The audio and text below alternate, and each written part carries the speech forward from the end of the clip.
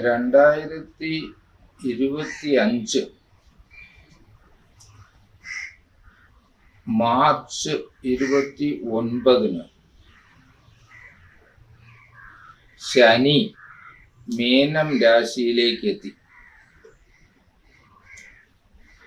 2025 May 14 വ്യാഴം മിഥുനം രാശിയിലെത്തുകയാണ്. 2025 May മാസം 19 മുതൽ രാഹു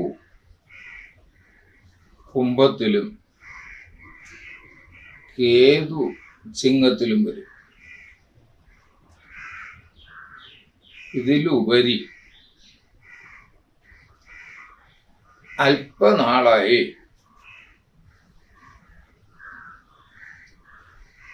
ചൊവ്വയും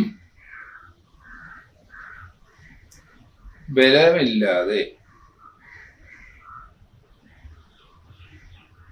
കർക്കടകം രാശിയിൽ നിലകൊള്ളുകയാണ്.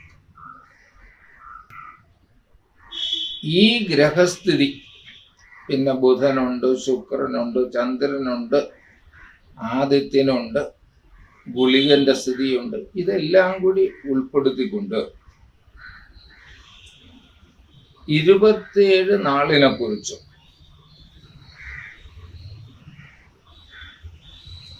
എന്നാൽ 27 നാളും കൂടി ഉൾക്കൊള്ളുന്ന 12 രാശി 12 കൂറിനെ കുറിച്ചും ഇനി വരുന്ന കുറച്ചു കാലം എങ്ങനെ ആയിരിക്കുമെന്നുള്ള ഒരു ഏകദേശ ധാരണയാണ് ഞാൻ ഇവിടെ വ്യക്തമാക്കാൻ പോകുന്നത്.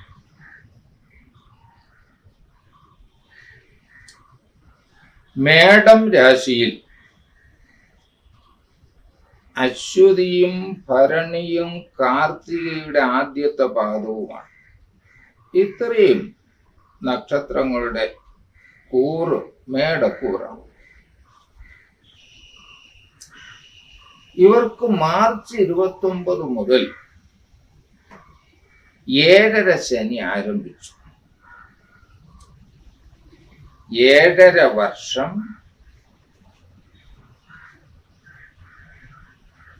അനുകൂലമല്ലാത്ത രീതിയിൽ ശനി ജന്മരാശിയുടെ ഇടം വലം ഭാഗത്തും ജന്മരാശിയിലും നിലകൊള്ളുന്ന 7.5 വർഷമാണ് സാധാരണ നമ്മൾ 7.5 ശനി, 7.5 ശനി എന്നൊക്കെ പറയും. ഈ സമയത്ത് ശനിയുടെ വിപരീതാനുഭവം കുറച്ചെടുക്കാൻ അയ്യപ്പൻ, ശാസ്താവ്, ആഞ്ജനേയൻ, ശനീശ്വരൻ എന്നീ ദേവതകളെ ഭജിക്കുകയും ശനിയാഴ്ച വ്രതമെടുക്കുകയും ശനിയാഴ്ച ദിവസങ്ങളിൽ നീരാജനം നടത്തുകയും ഒപ്പം ഇതിലെല്ലാം ഉപരിയായി ഞാൻ 7.5 ശനിയിലൂടെയാണ് സഞ്ചരിക്കുന്നതെന്ന ഒരു സ്വയം ധാരണയോടുകൂടി ക്ഷമയും ദീർഘവീക്ഷണവും ആലോചനാശേഷിയും നിലനിർത്തി മൂല്യബോധത്തോടെ നീങ്ങുകയാണെങ്കിൽ ഈ ശനിദോഷം കണ്ണിൽ കൊള്ളാനുള്ളത് പുരികത്തുകൂടെ പോകുമെന്ന് പറഞ്ഞതുപോലെ ഈ മേടക്കൂറുകാർക്ക് യാതൊരു ദോഷവും ഉണ്ടാക്കില്ല. ഇപ്രകാരം മേടം മാത്രമല്ല 12 രാശിയിലും പെട്ടവർക്ക് 12 കൂറിലും പെട്ട 27 നാളുകാർക്കും ശനിദോഷം മാറ്റാൻ ഇപ്രകാരം ചെയ്യാവുന്നതേ ഉള്ളൂ. ഇതേ കൂറുകാർക്ക്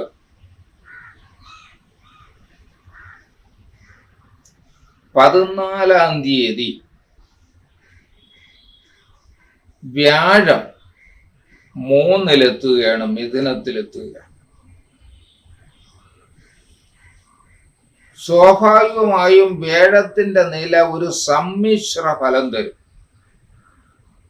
ഗുണം മാത്രമായിരിക്കില്ല, ദോഷവും മാത്രമായിരിക്കില്ല. ഇതേ മേടം രാശിക്ക് രാഹു 18-ാം തീയതി കഴിയുമ്പോൾ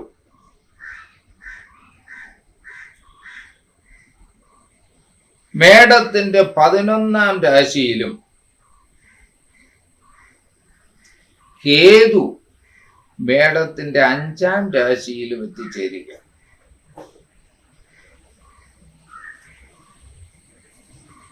പതിനൊന്നാം രാശിയിലെ രാഹു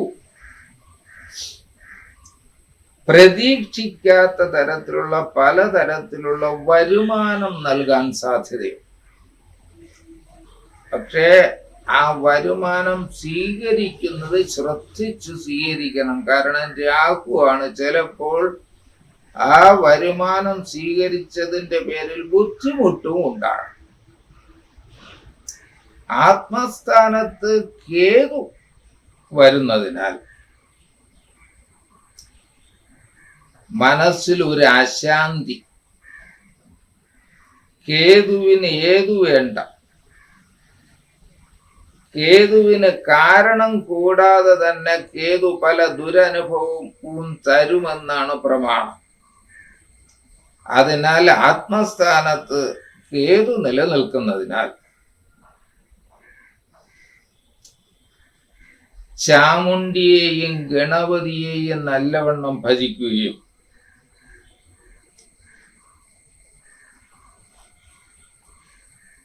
രാഹുവിന്റെ ദോഷം മാറുന്നതിന് സർപ്പപ്രീതി വരുത്തുകയും ചെയ്യുക.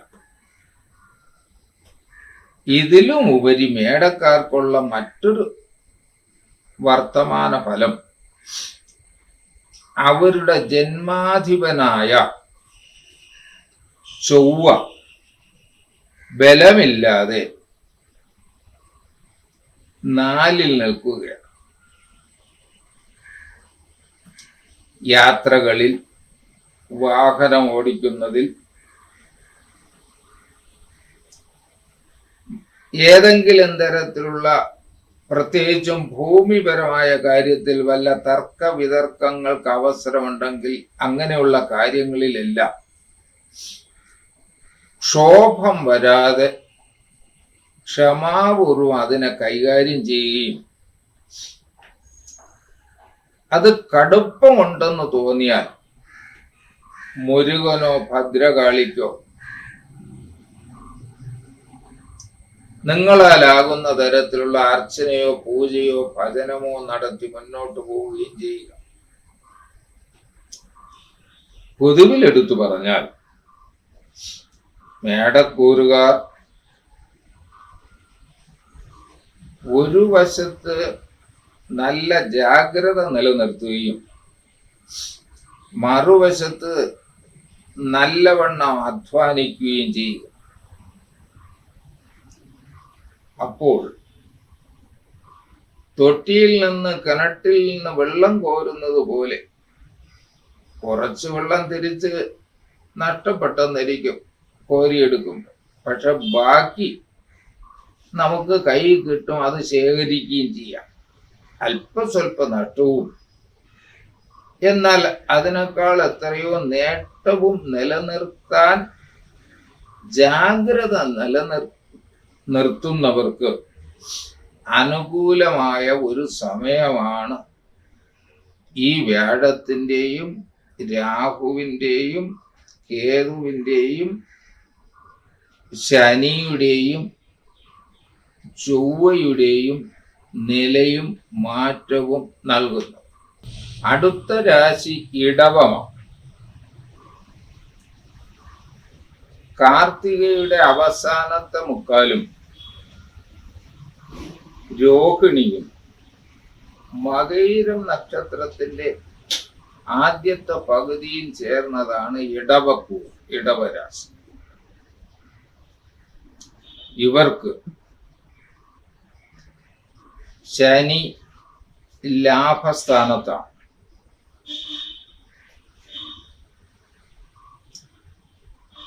ഇവർക്ക് ഈ മെയ് 14 വ്യാഴം ജന്മത്തിൽ നിന്നും 2 മാറുകയാണ്. ഇവർക്ക് മെയ് 19 മുതൽ രാഹു കർമ്മസ്ഥാനത്തും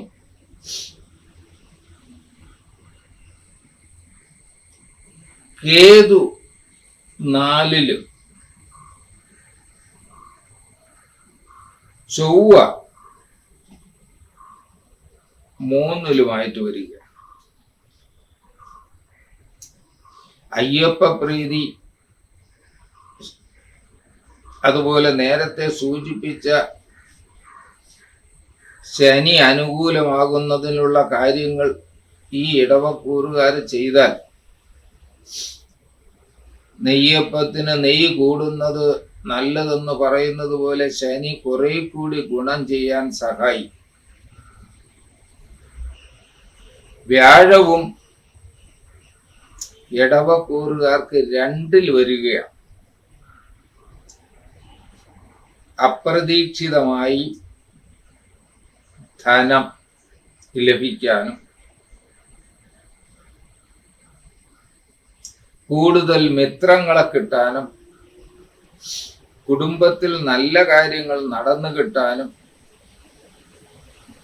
എല്ലാം കൊണ്ടും കുറെ കൂടി ഗുണകരമായ ഒരു സൂചനയാണ് വ്യാഴം തരുന്നത്. എന്നാൽ രാഹു കർമ്മരംഗത്ത് നിൽക്കുന്നതിനാൽ കർമ്മരംഗത്ത് കൂടുതൽ ശ്രദ്ധിക്കണം. നമ്മൾ അറിയാതെ, മനസ്സറിയാതെ അവിചാരിതമായി കർമ്മരംഗത്ത് ചില പിഴകൾ വരികയും പിഴവുകൾ ഉണ്ടാവുകയും വിപരീതമായ അവസ്ഥകൾ വരികയും ഒക്കെ ചെയ്യാം. വീട്ടിലും ഉറ്റവർക്കോ ഉടയവർക്കോ പല രീതിയിലുള്ള ബുദ്ധിമുട്ട് വന്ന് അതിൻ്റെ പരിഹാരത്തിനു വേണ്ടി കുറെ ശ്രമിക്കേണ്ടതായിട്ടും വരാം. ഒപ്പം ഇതുവരെ സുഹൃത്തുക്കളായിരുന്നവരുടെ ഭാഗത്തു നിന്നും കുറച്ചു കാലത്തേക്ക് ചില അനിഷ്ടങ്ങളും ഉണ്ടാകും.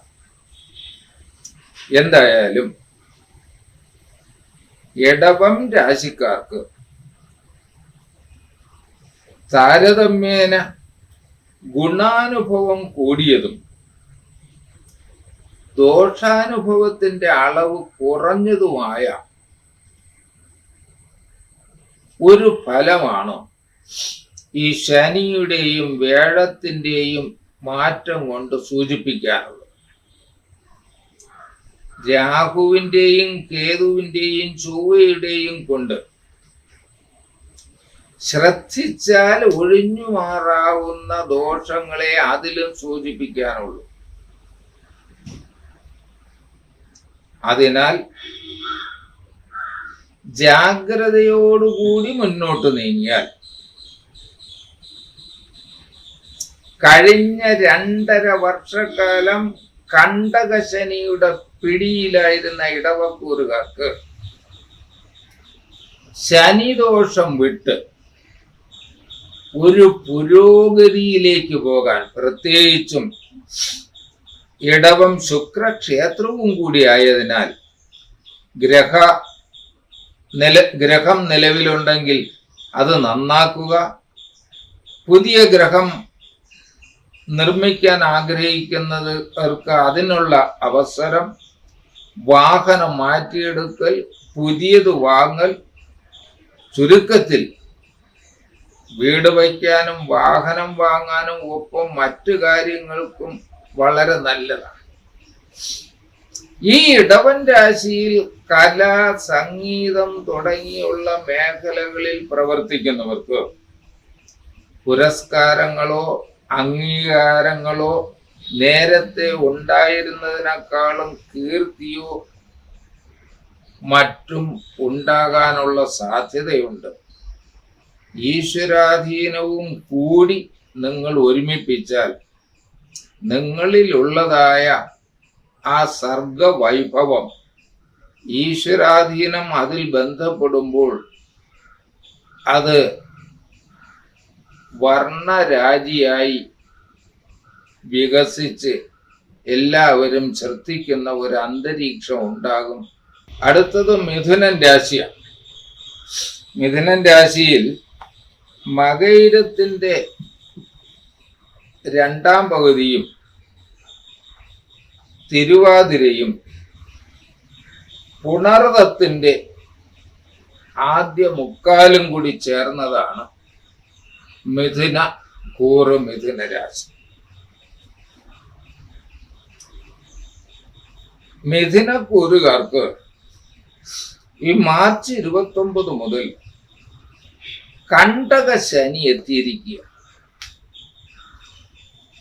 കണ്ടകം എന്ന വാക്ക് തന്നെ സൂചിപ്പിക്കുന്നത് മുള്ള് എന്നാണ്. ഇനി വരുന്ന 2.5 വർഷം എന്തിൽ തൊട്ടാലും ഏതിൽ തൊട്ടാലും ഒരു ചെറിയ വേദന, മുള്ളു കൊണ്ടതുപോലെ ഒന്ന് വരാം. അത് കൂടുതൽ വേദനയായി വളരാതിരിക്കാനും അത് ആവർത്തിക്കാതിരിക്കാനും മേടൻ രാശിയിൽ ശനിദോഷം മാറാൻ സൂചിപ്പിച്ച പരിഹാരം മിഥുനൻ രാശിക്കാരിൽ ചെയ്യുക. ഇവർക്ക് മെയ് 14-ാം തീയതി വ്യാഴം ജന്മത്തിലും മെയ് 19-ന് രാഹു 9-ലും എത്തിച്ചേരുക. കേതു ആകട്ടെ 3-ലും ചൊവ്വയാകട്ടെ 2-ലും. അതിനാൽ ആദ്യമേ ഒരു കാര്യം സൂചിപ്പിക്കാം. ചൊവ്വ മിഥുനൻ രാശിയുടെ ലാഭാധിപനാണ്. ഈ മിഥുനൻ രാശിക്കാർ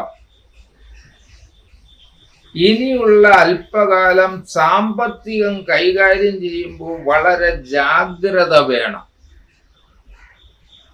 നിങ്ങളുടെ ധനസ്ഥാനത്ത് ബലമില്ലാതെ നിങ്ങളുടെ ലാഭാധിപൻ നിൽക്കുകയാണ്. ആധുനിക കാലത്ത് ഇൻവെസ്റ്റ്മെന്റും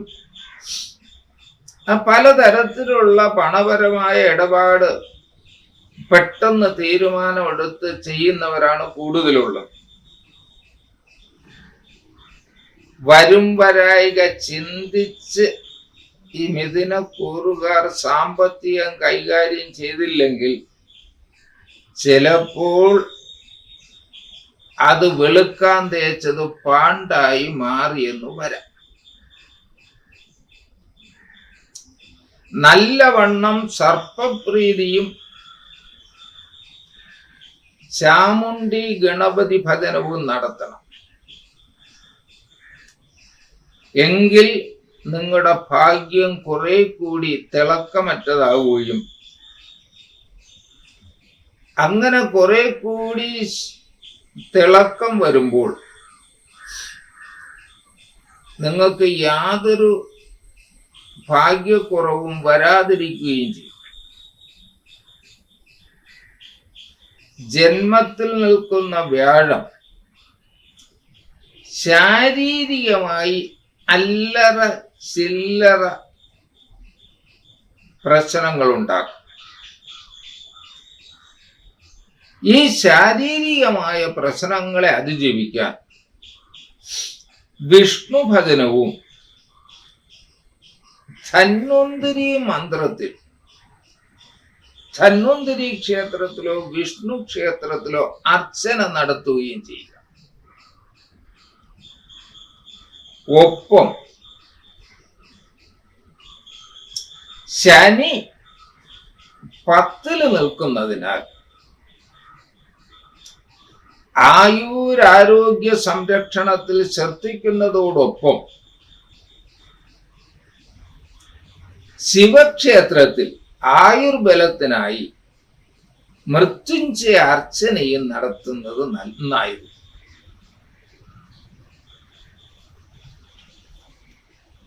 അടുത്തത് കർക്കടകം രാശിയാണ്.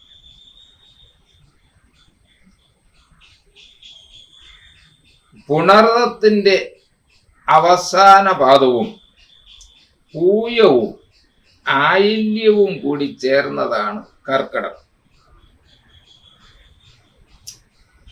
കർക്കടകം രാശിക്കാർ കഴിഞ്ഞ 5 വർഷം മൂക്കുകൊണ്ട് ഇക്ഷ എഴുതുന്നത് പോലെ ചില വിപരീതങ്ങൾ അനുഭവിച്ചാണ് ഇപ്പൊ വന്നിരിക്കുന്നത്. കണ്ടകശനിയും അഷ്ടമശനിയും കഴിഞ്ഞ് ഇപ്പോൾ ശനി കർക്കിടകത്തിന് ഭാഗ്യസ്ഥാനത്തെത്തിയിരിക്കുകയാണ്. ഈ ശനി നിങ്ങളെ മന്ദീഭവിപ്പിച്ചതോ നിശ്ചലമാക്കിയതോ ആയ നിങ്ങൾ ആഗ്രഹിക്കുന്ന കാര്യങ്ങൾ നിങ്ങളിലേക്ക് വീണ്ടും എത്തിച്ചേരുന്നതിന് വേണ്ടി അയ്യപ്പ ഭജനവും ശനീശ്വര ഭജനവും ആഞ്ജനേയ ഭജനവും നടത്തിയാൽ വരുന്ന 2.5 വർഷം കൊണ്ട് കഴിഞ്ഞ 5 വർഷത്തെ കുറവ് നിങ്ങൾക്ക് പരിഹരിച്ചെടുക്കാൻ കഴിയും.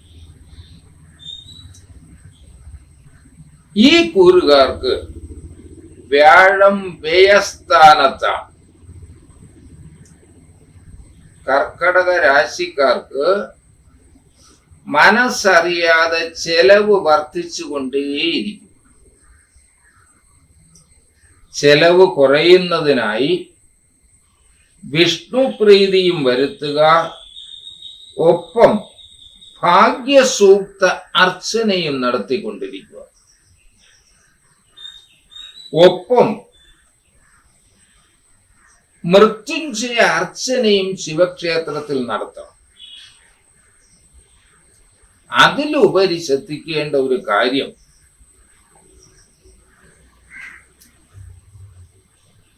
ശ്വാസ സംബന്ധമായും വിഷസംബന്ധമായും ഉള്ള പ്രശ്നങ്ങളൊന്നും വരാതെ, നമ്മൾ സാധാരണ പറയുമല്ലോ സ്കിൻ അലർജി, ആസ്മ, നമ്മുടെ ഉള്ളിൻ്റെ ഉള്ളിലുള്ള പല തരത്തിലുള്ള പ്രാണനെ ബുദ്ധിമുട്ടിക്കുന്ന പല അസുഖങ്ങളും ഉള്ള ഈ കൂറുകാർ കൂടുതൽ ജാഗ്രത നിലനിർത്തണം.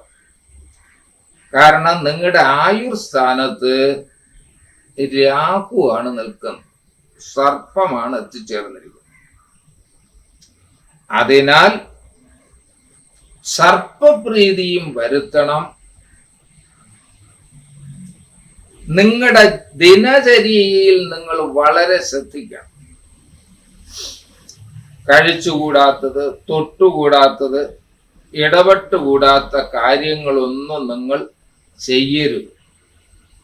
കാരണം രാഹു വിഷത്തിന്റെ പ്രതീകം. ഈ വിഷവുമായുള്ള ബന്ധം നിങ്ങൾ വളരെ ശ്രദ്ധിച്ചില്ലെങ്കിൽ എന്തെങ്കിലും ഒരു വൈഷമ്യം നിങ്ങൾക്കുണ്ടെങ്കിൽ അത് വർദ്ധിക്കാൻ കാരണമായിത്തീരും.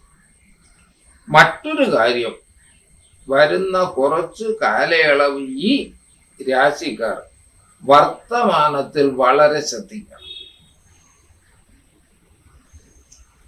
കൈവിട്ട കുണിയെന്ന് പറഞ്ഞ കമ്പ്, നമ്മൾ വല്ലതും മാങ്ങ വല്ലതും കിട്ടുന്നതിന് വേണ്ടി എറിയുന്നത്, കൈവിട്ട കമ്പും നാവ് വിട്ട വാക്കും തിരിച്ചെടുക്കാൻ പറ്റില്ല. ഈ കൂറുകാർ വർത്തമാനം പറയുമ്പോൾ ശ്രദ്ധിച്ചില്ലെങ്കിൽ ഞാൻ അങ്ങനെ പറഞ്ഞല്ലോ, എന്റെ വാക്കുകൊണ്ടാണല്ലോ ഇങ്ങനെ വന്നത് എന്ന് പശ്ചാത്തപിക്കേണ്ട അവസരം വരും. അതിനാൽ വർത്തമാനത്തിൽ കുറച്ചു കാലം വളരെ ശ്രദ്ധിക്കണം. ചാമുണ്ടിയെയും ഗണപതിയെയും കൂടി ഭജിക്കുകയും ചെയ്യുക. ഇതാണ് കർക്കടക കൂറുകാർ ചെയ്യുന്നത്. ഇപ്പോഴത്തെ മാറ്റത്തിന് മാത്രമല്ല, ഈ കർക്കടകൻ രാശിക്കാർക്ക് ജീവിതം മൊത്തം പാലിക്കേണ്ട ഒരു കാര്യവും കൂടി സൂചിപ്പിക്കാം. കർക്കടകം ചന്ദ്രന്റെ രാശിയാണ്. ചന്ദ്രനുമായി ബന്ധപ്പെട്ട ഏറ്റവും നല്ല ഒരു ഉപാസനാ മാർഗമാണ് പൗർണമി. ഈ മെയ് 12 ചിത്ര പൗർണമിയാണ്. എല്ലാ മാസത്തിലും പൗർണമി വരും. ഈ പൗർണമി അഥവാ വെളുത്ത വാവ് ദിവസം ഈ കർക്കിടക കൂറുകാർ വ്രതമെടുക്കുകയും അല്ലെങ്കിൽ വിത്ത് എ ഡിഫറൻസ് ഒരു വ്യത്യസ്തമായ രീതിയിൽ ഈശ്വരോന്മുഖമായി ജീവിക്കുകയും ചെയ്താൽ അവർക്ക് ജാതകത്തിൽ പോലും സൂചിപ്പിച്ചിട്ടില്ലാത്ത പലവിധ ഗുണാനുഭവങ്ങൾ ഉണ്ടായി കണ്ടിട്ടുണ്ട്. ശ്രദ്ധിച്ചാൽ നന്നായിരിക്കും. ഇനി അടുത്ത രാശി ചിങ്ങമാണ്. ചിങ്ങം രാശിക്ക് മകം പൂരം ഉത്തരത്തിന്റെ ആദ്യത്തെ പാദം ചേർന്നതാണ്. ഈ ചിങ്ങൻ രാശിക്ക് നിലവിൽ അഷ്ടമശനിയാണ്.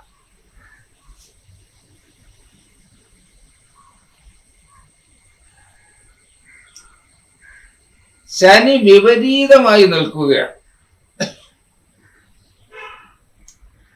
അതിനാൽ ചിങ്ങൻ രാശിക്കാരായിട്ടുള്ള നക്ഷത്രക്കാർ മൃത്യുഞ്ജയ അർച്ചന അവരവരുടെ നാളുതോറും ശിവക്ഷേത്രത്തിൽ നടത്താൻ ശ്രദ്ധിക്കുകയും വരുന്ന 2.5 വർഷത്തേക്ക്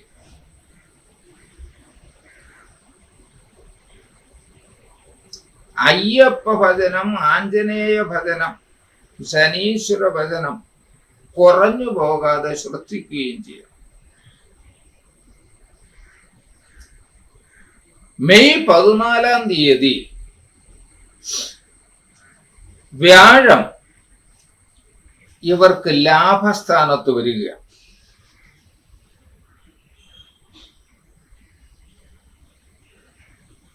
ചിങ്ങൻ രാശിക്കാർക്ക് വ്യാഴം ലാഭസ്ഥാനത്ത് വന്നാലും ഒരു മിശ്ര ഫലമേ കിട്ടുകയുള്ളൂ.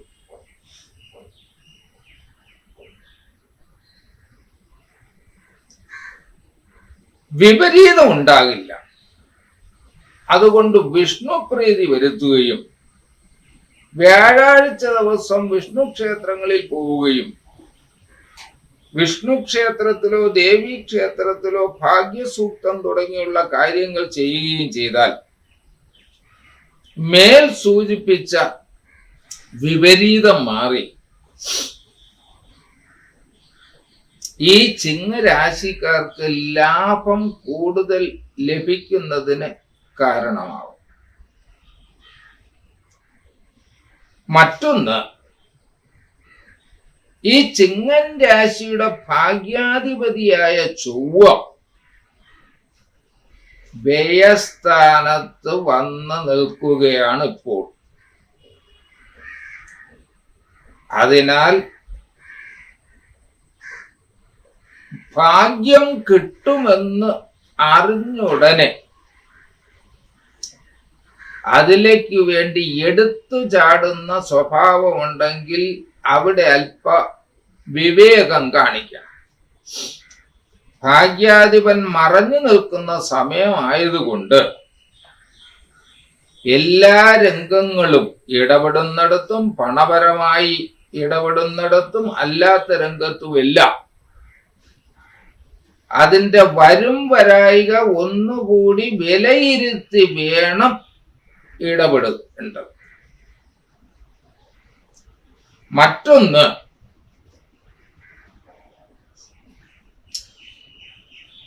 ഈ മെയ് മാസം 19-ാം തീയതി മുതൽ രാഹു 7-ലും കേതു ജന്മത്തിലുമാണ്. കേതു ജന്മത്തിലായതിനാൽ ശരീരത്തിന് പലതരത്തിലുള്ള ചില വൈഷമ്യങ്ങൾ വരാം. 7-ൽ രാഹു ആയതിനാൽ ജീവിത പങ്കാളിക്കും ചില വൈഷമ്യങ്ങൾ വരാം. അത് ഒഴിവാകുന്നതിന് ചാമുണ്ഡി ക്ഷേത്രം, ഗണപതി ക്ഷേത്രം, സർപ്പസന്നിധികൾ എന്നീ സ്ഥലങ്ങളിൽ പോയി ഈശ്വരോപാസന നടത്തുക. ചുരുക്കത്തിൽ ഈ 12 രാശികളിൽ തൽക്കാലം ഒന്ന് വിലയിരുത്തി പറഞ്ഞാൽ ഏറ്റവും ശ്രദ്ധിക്കേണ്ട രാശിക്കാർ ചിങ്ങരാശിയാണെന്ന് പറയേണ്ടി വരും. ഇത് ഭയപ്പെടുത്താൻ പറയുകയല്ല, ശ്രദ്ധ മനസ്സിൽ വരുത്താൻ വേണ്ടി പറയുകയാണ്. ഇതാണ് ചിങ്ങം രാശിയുടെ തൽക്കാലത്ത് ഫലം. അടുത്തത് കന്നി രാശിയാണ്. ഉത്രത്തിന്റെ അവസാന മുക്കാലും അത്തവും ചിത്തിരയുടെ ആദ്യ പകുതിയും ചേർന്നതാണ് കന്നി രാശി. ഈ കന്നി രാശിക്ക് കണ്ടക ശനിയാണ് മാർച്ച് 29 മുതൽ. അതിനാൽ മറ്റു രാശിക്കാർക്ക് പറഞ്ഞതായ ശനിദോഷം മാറ്റുന്നതിനുള്ള പ്രതിവിധി കന്നി രാശിക്കാരും 2.5 വർഷം നിർവഹിച്ചേ പറ്റൂ. എന്നു മാത്രവുമല്ല, കന്നി രാശിക്കാർ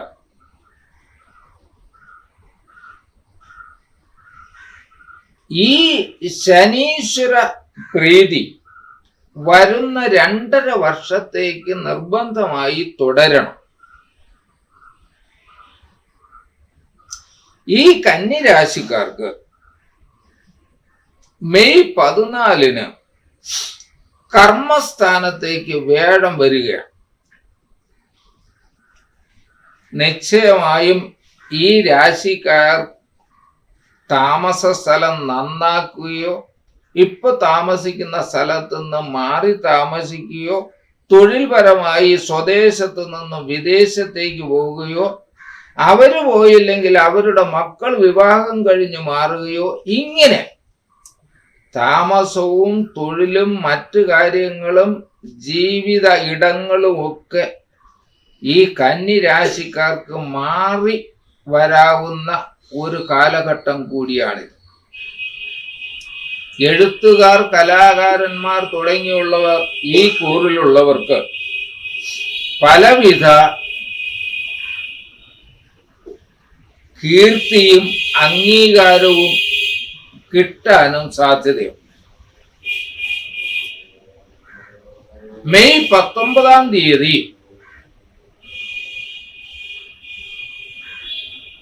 രാഹു 6-ലും കേതു 12-ലും വരികയാണ്. അതിനാൽ എത്ര ഉറ്റവരും ഉടയവരും ആയിരുന്നാൽ പോലും ആൾക്കാരെ ശരിയായി പഠിച്ചതിന് ശേഷം മാത്രം അടുത്ത് ഇടപെടാൻ ശ്രദ്ധിക്കുക. രഘോബന്ധം വിശേഷിച്ചും പരീക്ഷിച്ചിട്ടു ചെയ്യണം. സൗഹൃദ ബന്ധങ്ങളെല്ലാം വന്നെത്തുന്ന ആൾക്കാരെ നല്ലവണ്ണം പഠിച്ച് വിലയിരുത്തിയിട്ട് ഉറപ്പിക്കണം. അല്ലെങ്കിൽ ഇത്തരം സന്ദർഭത്തിൽ രൂപപ്പെടുന്ന സൗഹൃദം ഭാവിയിൽ വൈഷമ്യമായി മാറും. കേതു വ്യയസ്ഥാനത്ത് നിൽക്കുന്നതിനാൽ വാഹനം ഓടിക്കുന്നവർ, ദീർഘയാത്ര ചെയ്യുന്നവർ, അമിത വേഗതയിൽ സഞ്ചരിക്കുന്നവരെല്ലാം യാത്രയിൽ വളരെ ശ്രദ്ധിക്കണം. എന്നു മാത്രവുമല്ല, ഉറ്റവരുടയവർ, സഹോദരങ്ങൾ തുടങ്ങിയുള്ള നമ്മൾ നിയർ ആൻഡ് ഡിയർ എന്ന് പറയുന്ന വേണ്ടപ്പെട്ട ആൾക്കാർക്ക്, ഈ കന്നിക്കൂറുകാർക്ക് അവരുടെ വേണ്ടപ്പെട്ട ചിലർക്കുണ്ടാകുന്ന ബുദ്ധിമുട്ടിൽ മനോവേദന ഉണ്ടാകാനുള്ള സന്ദർഭവും വരും. അതിനാൽ കന്നിക്കൂറുകാർ ശിവന് മൃത്യുഞ്ജയം, ചാമുണ്ഡി, നാഗർ, വിഷ്ണു, ഒപ്പം മുരുകൻ, ഭദ്രകാളി ക്ഷേത്രത്തിൽ ആവും വിധം ഈശ്വരാധീനം വർദ്ധിക്കാനുള്ള കാര്യങ്ങൾ ചെയ്യുന്നത് നന്നായിരിക്കും. അഥവാ അത്തരം സ്ഥലത്ത് പോകാൻ പല കാരണത്താലും ബുദ്ധിമുട്ടാണെങ്കിൽ ഇത്തരം ദേവതകളെ ഇരിക്കുന്നിടത്തിരുന്ന് ഉപാസിച്ചാലും അതിൻ്റെതായ ഗുണം നിങ്ങൾക്ക് ലഭിക്കാതിരിക്കില്ല. അടുത്ത രാശി തുലാമാണ്. തുലാം രാശിയിൽ ചിത്തിരയുടെ രണ്ടാം പകുതിയും ചോതിയും വിശാഖത്തിന്റെ ആദ്യത്തെ മുക്കാൽ ഭാഗവും ചേർന്നതാണ് തുലാം രാശി. തുലാം രാശിക്ക് തൽക്കാലം 2.5 വർഷം ശനി വിപരീതമല്ല എന്ന് മാത്രമല്ല, ശനി അനുകൂലമായി നിലകൊള്ളുകയാണെന്ന് പറയാം. എങ്കിലും ശനി കുറെ കൂടി ഗുണം കിട്ടുന്നതിന് വേണ്ടി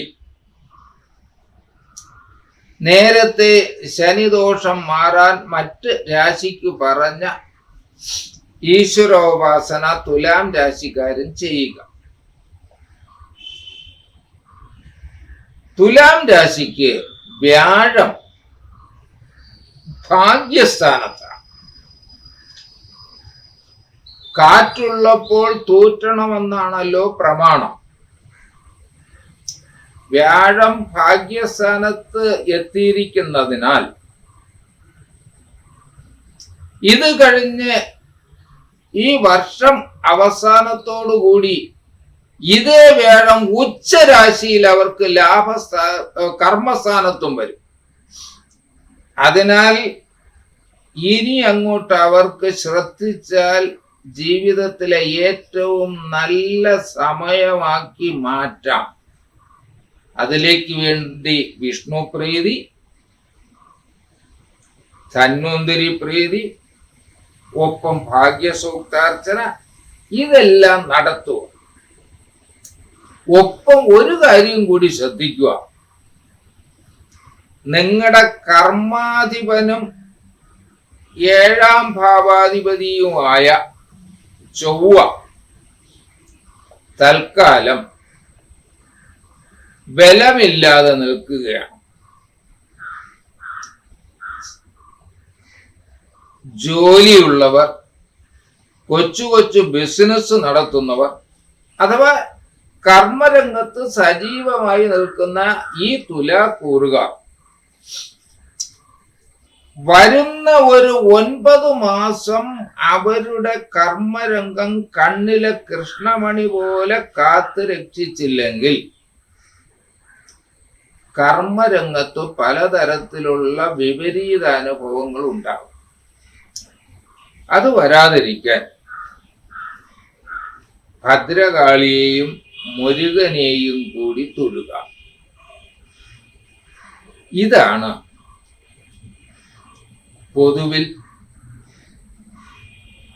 തുലാക്കൂറുകാർക്കുള്ള ഫലം. രാഹുവും കേതുവും അത്രത്തോളം ബുദ്ധിമുട്ടെന്ന് പറയാനില്ല. എങ്കിലും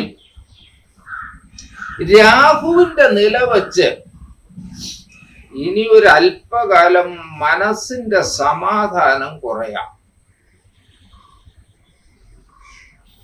അതിനാൽ സർപ്പപ്രീതിയും ചാമുണ്ഡി ഗണപതി പ്രീതിയും കൂടി വരുത്തുക. മൊത്തത്തിൽ ആലോചിക്കുമ്പോൾ 12 രാശിയിൽ ഗുണാനുഭവം ഏറ്റവും കൂടുതൽ വരാൻ സാധ്യതയുള്ളതിൽ ഒരു രാശിയാണ് തുലാം രാശി.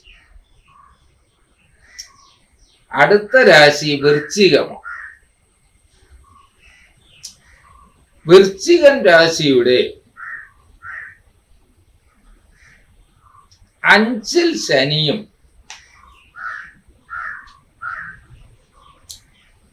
14 മെയ് അഷ്ടമത്തിൽ വ്യാഴവും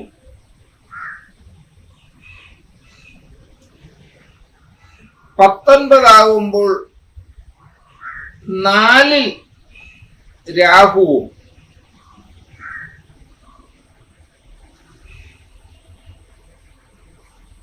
കർമ്മസ്ഥാനത്ത് കേതുവുമാണ്.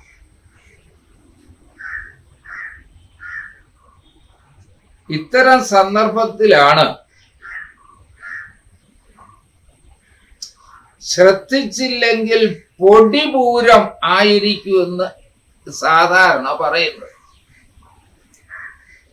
കാരണം എല്ലാം കൂടി വശക്കേടുകൾ മാത്രം പറ്റിപ്പിടിച്ചു നിൽക്കുന്ന ഒരു സമയം.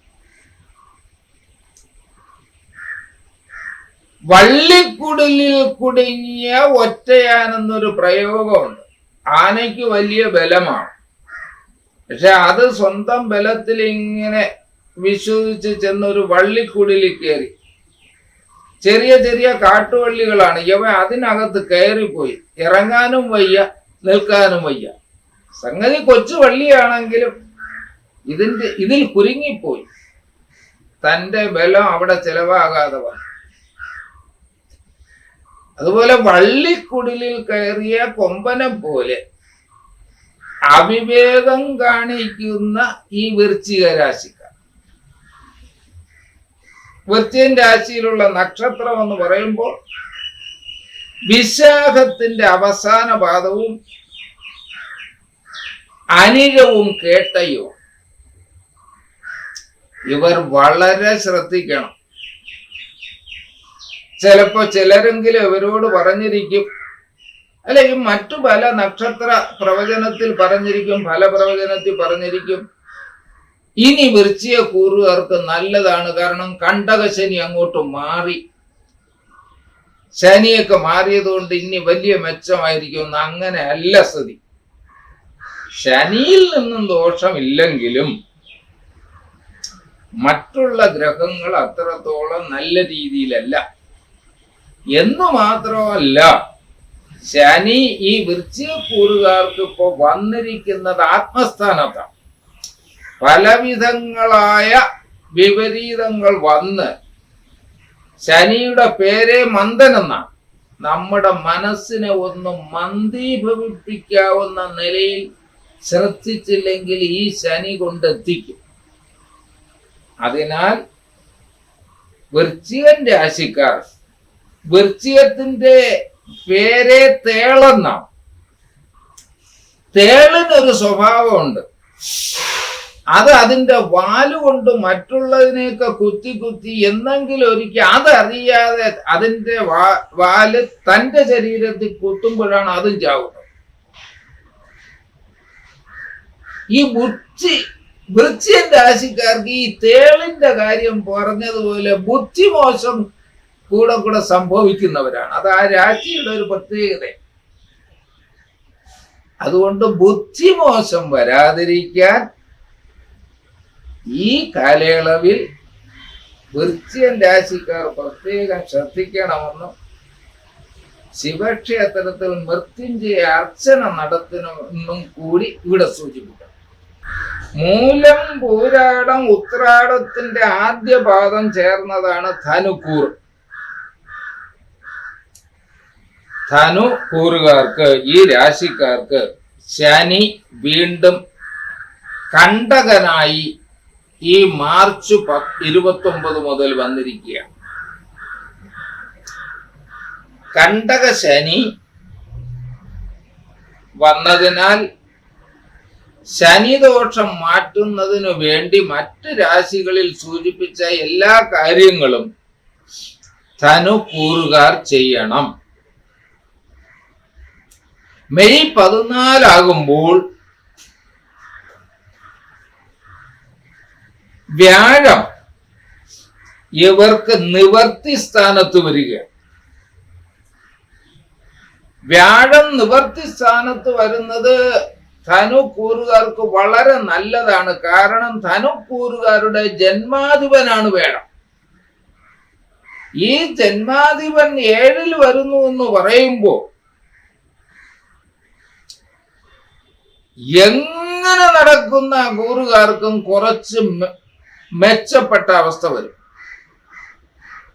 സാമ്പത്തികമായോ ഔദ്യോഗികമായോ ധനപരമായോ മക്കളുടെ വിവാഹത്തിലൂടെയോ എന്തു തന്നെയായാലും കുറെ മെച്ചപ്പെട്ട അവസ്ഥ ഈ വ്യാഴത്തിന്റെ മാറ്റം ധനുക്കൂറുകാർക്ക് കൊടുക്കും. എന്നാൽ 12-ാം ഭാവാധിപത്യവും 5-ാം ഭാവാധിപത്യവുമുള്ള ചൊവ്വ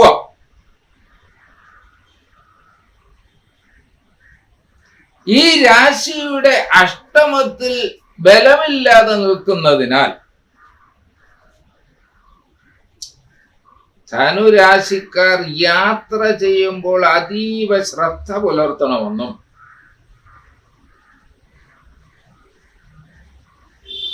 മക്കളുടെ കാര്യത്തിൽ അവരുടെ നന്മയ്ക്കായി അവരുടെ നാളിലും പേരിലും കൂടി ഭാഗ്യസൂക്ത അർച്ചന നടത്തണമെന്നും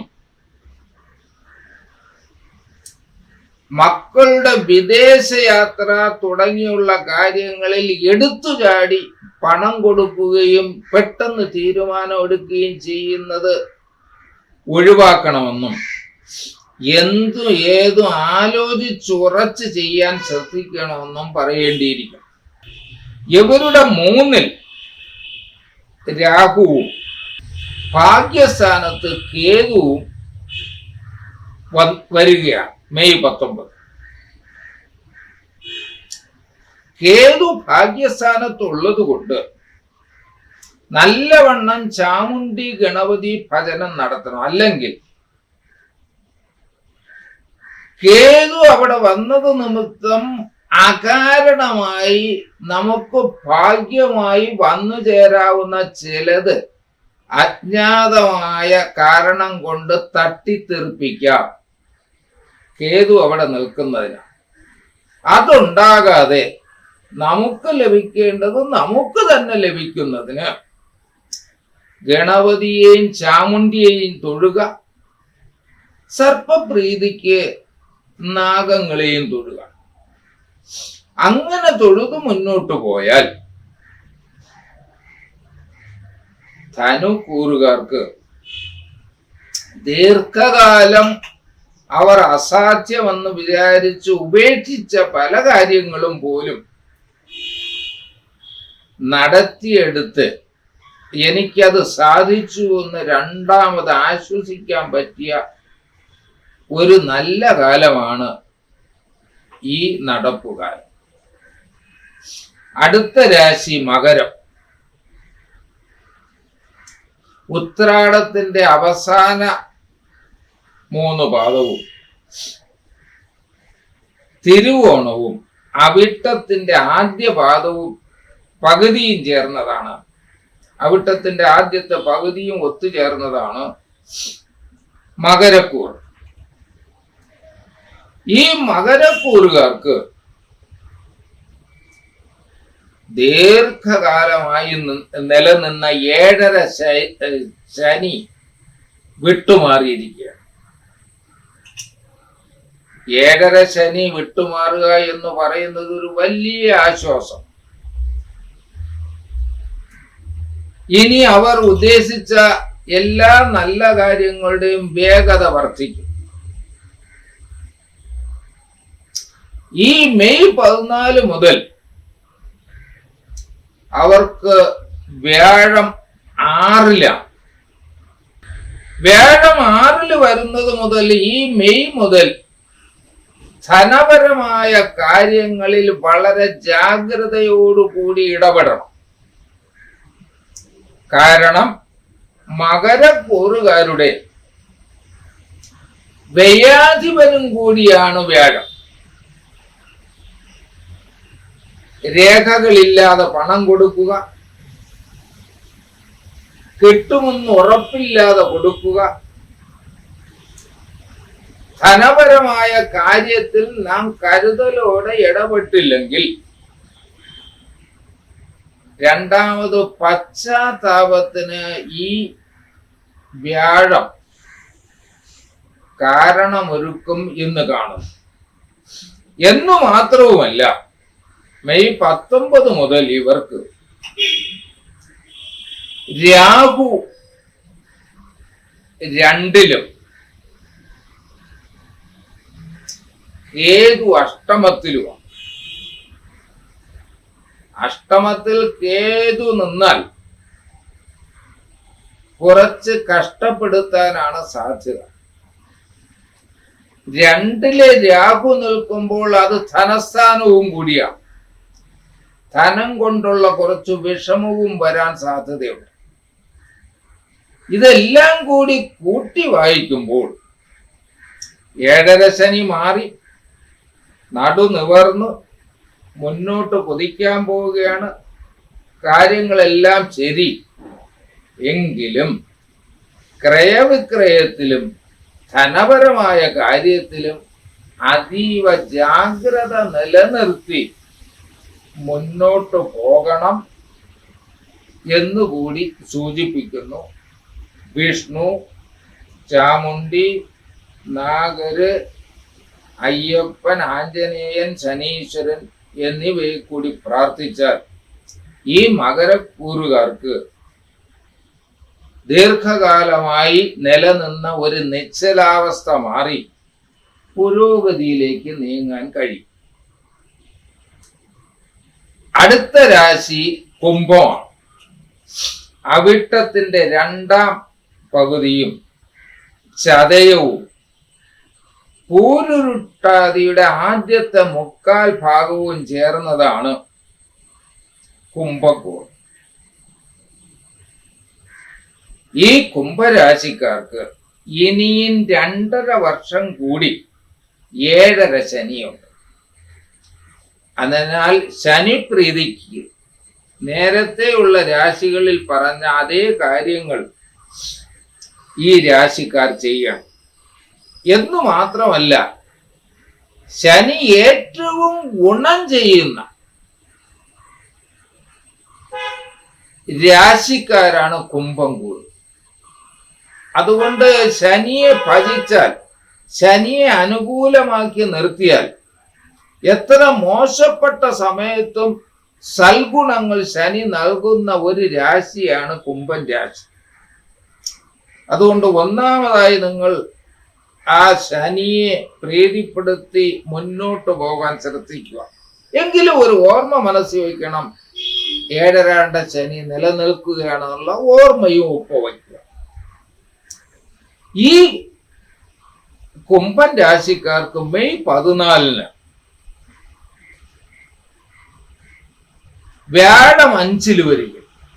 വ്യാഴം 5-ൽ വരുന്നു എന്ന് പറഞ്ഞാൽ നിങ്ങൾ സ്വപ്നം കാണുന്ന എന്തൊക്കെയോ കാര്യങ്ങൾ, ഇതുവരെ നടക്കാത്ത കാര്യങ്ങൾ സഫലമാകാൻ പോവുകയാണ്. ചിലപ്പോൾ മക്കളുടെ വിവാഹമാകാം, ചിലപ്പോൾ മക്കൾക്ക് ജോലിയാകാം, അല്ലെങ്കിൽ തൻ്റെ തന്നെ പുതിയ പഠനമോ അല്ലെങ്കിൽ വിദേശ യാത്രയോ. പല കാര്യങ്ങളും ദീർഘകാലമായി നമ്മുടെ മനസ്സിൽ നമ്മൾ താലോലിക്കുന്ന ചില സ്വപ്നങ്ങൾ പൂവണിയാൻ പോവുകയാണ്. അത് സഫലമാകുന്നതിന് വിഷ്ണു പ്രീതി വരുത്തിക്കൊണ്ടിരിക്കുക. ഒപ്പം ഭാഗ്യസൂക്ത അർച്ചനയും നടത്തുക. മെയ് 19 മുതൽ ഈ കുംഭരാശിക്കാർക്ക് അവരുടെ ജന്മത്തിൽ രാഹുവും 7-ൽ കേതുവും വരികയാണ്. പാമ്പ് നിങ്ങളെ ചുറ്റി നിൽക്കുന്നു എന്നർത്ഥം. അപ്പോൾ പാമ്പ് തരുന്നത് വിഷമാണ്. വിഷമെന്ന് പറഞ്ഞാൽ ആ വാക്കിന്റെ അർത്ഥം വിഷമിപ്പിക്കുന്നതെന്നാണ്. ഇതെല്ലാം ആണെങ്കിലും നമ്മളെ ഇടയ്ക്കിടയ്ക്ക് അലോരസപ്പെടുത്തുന്ന ചില കാര്യങ്ങൾ ഇങ്ങനെ ആവർത്തിച്ചു വന്നുകൊണ്ടിരിക്കും. അതൊഴിവാക്കുന്നതിന് സർപ്പസന്നിധികളിൽ പോവുക, ആഹാരം നല്ലവണ്ണം ശ്രദ്ധിക്കുക, നിങ്ങൾക്ക് ഇണങ്ങിയതും കഴിക്കാൻ പാടുള്ളതും ആയ ആഹാരം മാത്രം കഴിക്കുക. കിടന്നുറങ്ങുന്ന സ്ഥലം പോലും അലർജിയും മറ്റും വരാത്തതാണെന്ന് ഉറപ്പുവരുത്തുക. ശീതോഷ്ണങ്ങൾ, ചൂട്, തണുപ്പ് തുടങ്ങിയുള്ള കാര്യങ്ങളിൽ എപ്പോഴും വളരെ ശ്രദ്ധിക്കുക. അങ്ങനെ വന്നാൽ അതിൽ ബുദ്ധിമുട്ടില്ല. 7ാം ഭാവത്തിൽ കേതു നിൽക്കുന്നതിനാൽ മുൻകോപമുള്ളവർ, എടുത്തുചാട്ടക്കാർ, വിവാഹം കഴിച്ച് ഇപ്രകാരം സ്വഭാവമുള്ളവർ അവരുടെ കുടുംബ ജീവിതത്തിന് ബുദ്ധിമുട്ട് വരാതിരിക്കാൻ പ്രത്യേകം ശ്രദ്ധിക്കണം. ജീവിത പങ്കാളിയുമായി പല വിധത്തിൽ ചിലപ്പോൾ സ്വരച്ചേർച്ച ഇല്ലാതെ ആകാവുന്ന സാഹചര്യമോ, ജീവിത പങ്കാളിക്ക് അല്ലെങ്കിൽ മറ്റാദിവ്യാധികൾ എന്തെങ്കിലും വന്ന് നമുക്ക് മനക്ലേശം ഉണ്ടാകുന്ന സന്ദർഭമോ വരാം. അതൊഴിവാക്കുന്നതിന് വേണ്ടി ചാമുണ്ടിയെയും അതുപോലെ നാഗരെയും ഗണപതിയെയും കൂടി ഭജിക്കുക. പൊതുവിൽ വിലയിരുത്തുമ്പോൾ ഈ കുംഭക്കൂറുകാർക്ക് കൂടുതൽ ഗുണാനുഭവം വരാനാണ് സാധ്യത. ബാക്കിയെല്ലാം നിഴലുപോലെ വന്ന് അങ്ങ് മാറുന്നതേ ഉള്ളൂ. കാരണം ശനിക്ക് ഏറ്റവും പ്രിയപ്പെട്ട രാശിയാണ് കുംഭരാശി. ഇനി അടുത്തതും ഏറ്റവും ഒടുവിലത്തേതുമായ 12ാമത്തെ രാശിയാണ് മീനം. ഉരുട്ടാതിയുടെ അവസാന പാദവും ഉത്രട്ടാതിയും രേവതിയും കൂടി ചേർന്ന രാശിയാണ് മീനം. ഈ കൂറുകാർക്ക്, ഈ രാശിക്കാർക്ക് ജന്മത്തിൽ ശനി നിൽക്കുകയാണ്. 7ാം ശനിയിൽ തന്നെ ജന്മശനി എന്ന് പറഞ്ഞാൽ കരിമല കയറ്റം കഠിനം അയ്യപ്പോ എന്ന് പറഞ്ഞതുപോലെ ഈ കുറച്ച് കടുപ്പം കൂടുതലെന്നാണ് ജ്യോതിഷ ശാസ്ത്രം സൂചിപ്പിക്കുന്നത്. അതുകൊണ്ട് അയ്യപ്പ, ആഞ്ജനേയ, ശനീശ്വര ഉപാസനയ്ക്ക് പുറമെ ഈ കൂറുകാർ ശനിയാഴ്ച വ്രതവും കൂടി എടുക്കുക. അന്ന് മത്സ്യമാംസാദിയൊക്കെ മാറ്റി സാധ്യമായിടത്തോളം അയ്യപ്പനെ ഭജിച്ച് നീരാഞ്ജനം നടത്തി നമ്മുടെ മിടുക്കൊന്നും 2.5 വർഷത്തേക്ക് മൊത്തവും പുറത്തെടുക്കാതെ സന്ദർഭാനുസരണം സഹവർത്തിത്വവും ക്ഷമയും ശീലിച്ചു മുന്നോട്ട് പോകും. മെയ് 14-ാം തീയതി വ്യാഴം 4-ൽ വരുന്നതിനാൽ ഇതൊക്കെയാണെങ്കിലും ഇതിനെല്ലാം തകിടം മറിച്ചുകൊണ്ട് പുതിയ വീട് വയ്ക്കാനോ, പുതിയ വീട് വാങ്ങാനോ, ഉള്ള വീട് നന്നാക്കാനോ, വീട്ടിലുള്ളവർക്ക്, മക്കൾക്കോ വേണ്ടപ്പെട്ടവർക്കോ പുതിയ ജോലി കിട്ടാനോ, വീടുമായി ബന്ധപ്പെട്ട് പലവിധ ഗുണാനുഭവങ്ങൾക്കും സാധ്യത ഉണ്ട്. എന്നാൽ മെയ് 19-ന് രാഹു വ്യയസ്ഥാനത്ത് വരികയാണ്. അവിടെ 2 കാര്യങ്ങൾ ശ്രദ്ധിക്കണം. ആഹാരം കഴിക്കുന്നതിൽ അങ്ങേറ്റം ശ്രദ്ധ കാണിക്കണം. കഴിക്കാൻ പാടില്ലാത്ത ആഹാരം മാത്രമല്ല, ഇന്നിടത്തുനിന്ന് ആഹാരം കഴിച്ചാൽ എനിക്ക് ചിലപ്പോൾ ബുദ്ധിമുട്ട് വരുമെന്നുണ്ടെങ്കിൽ അവിടുന്ന് പോലും കഴിക്കാതിരിക്കുകയും ചെയ്യുക. അപ്പൊ ആഹാര നീഹാരാദികളിൽ ശ്രദ്ധിക്കുക. ഞാൻ ഈ സൂചിപ്പിച്ചെന്തെന്ന് പറഞ്ഞാൽ ചിലപ്പോൾ ഹോട്ടലിലെ ഭക്ഷണം എനിക്ക് ബുദ്ധിമുട്ടെന്ന് തോന്നിയാൽ നമ്മൾ ഹോട്ടലിൽ നിന്ന് കഴിക്കരുത്. അങ്ങനെയുള്ള ഒരു സമയമാണിത്. അതുപോലെ തന്നെ കേതു 6-ലാണ്. വഴിയേ പോകുന്ന ആള് നമ്മുടെ ശത്രുവായി മാറാവുന്ന, വയ്യാവേലിയായി മാറാവുന്ന ഒരു സമയമാണ് മീനക്കൂറുകാർ. അതുകൊണ്ട് ആര് വന്നാലും ആദ്യം മനസ്സിൽ കരുതുക, ഈ വരുന്ന ആൾ ഇനിയിപ്പോ ഉടനെ എന്റെ ശത്രുവാകുമെന്ന്. എന്ന് പറഞ്ഞാൽ അവരുമായിട്ട് മിണ്ടണ്ട എന്നല്ല, നമ്മൾ ആരുമായും പിണങ്ങാതെ സൗഹാർദ്ദത്തിൽ മുന്നോട്ട് പോകാൻ വളരെ ശ്രദ്ധിക്കണം. പിണങ്ങി പോകുന്ന സന്ദർഭങ്ങൾ പോലും വരാം.